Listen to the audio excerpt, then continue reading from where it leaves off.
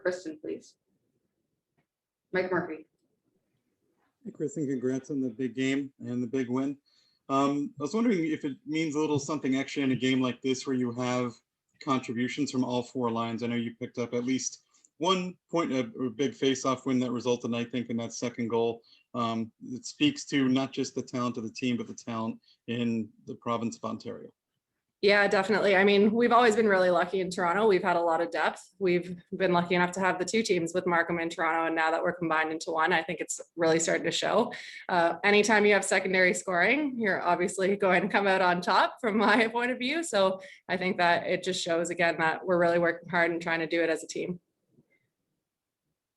And, you know, as an RMU alum yourself, I know today is a pretty bittersweet day, you know, with a big win here, but of course, you know, the news about the program shutting down both its men's and women's D1 teams. Do you have any thoughts on that news today? I know it's still pretty fresh and you had to get out on the ice and play a big game, but do you have any thoughts on that program shutting down, what it meant to you and what this means for players who are part of that community? Yeah, you know what? It's a really tough day for women's hockey. Unfortunately, I've been through it once before. I was a part of Niagara University when they folded their hockey team in my sophomore year, and then seeing it happen again with Robert Morris, it's really hard. Like, it's tough for hockey. Like, hockey was one of Robert Morris's biggest sports. They're definitely one of their more successful ones. So to see the decisions that are being made, I know it's an expensive sport, but again, like, invest in your athletes. Like, these are the people that are giving you everything that they have. Really feel for the girls that are there right now. Really feel for the alumni that called that place home, that would want to go back and see those girls play.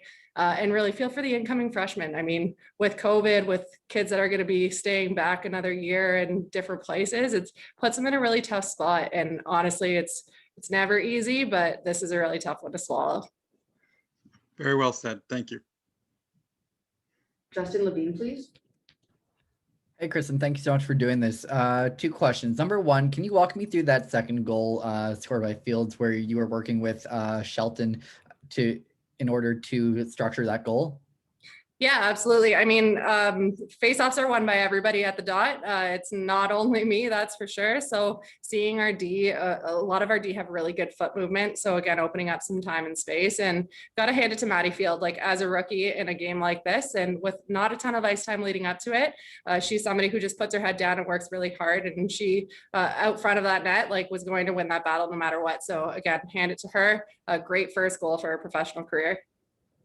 And how would you assess Team Sonnet's play so far through this tournament, along with your own game? Are you feeling kind of rusty given the long layoff due to COVID, as you mentioned, or are you feeling good? I know that Team Sonnet has had at least one practice since arriving in Calgary.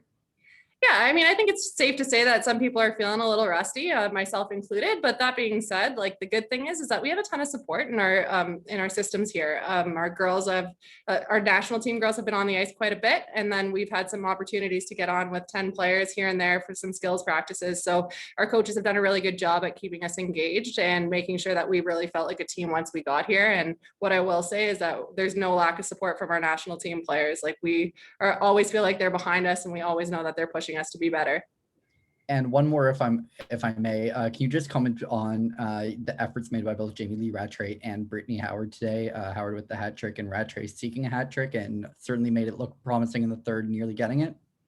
Yeah, I mean, with Ratty's always a goal scorer. She's going to be somebody that we go to. She's an incredible player, so really lucky to have her on our team. And for Britt, big day for Britt. I mean, with Robert Morris, with the news with Robert Morris, and seeing her step up to the plate again, showing like, that's a kid who just went from Bobby Moe to pro. So it's good to see her being able to contribute that way. And again, bittersweet, but really great to see them both have a huge game today.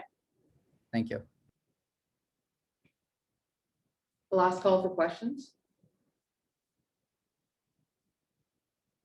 All right, thanks. All right, thank you.